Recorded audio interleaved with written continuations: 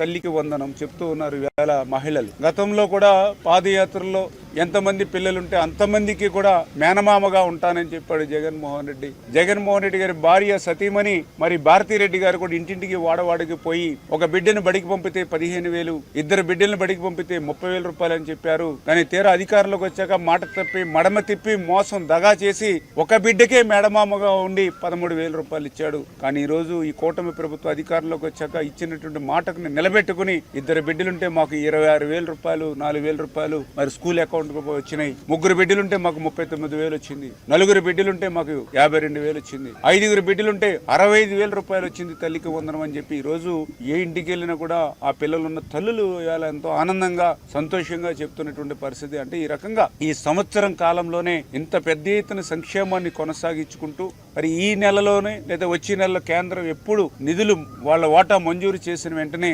అన్నదాత సుఖీభావ కింద కూడా రైతుకి 20,000 రూపాయలు పెట్టుబడి సాయం అందించేటువంటి కార్యక్రమాన్ని కూడా మరి కేంద్రంతో కలిపి మరి ఇమీడియట్లీ అది కూడా శ్రీకారం చుట్టబోతూ ఉన్నాం.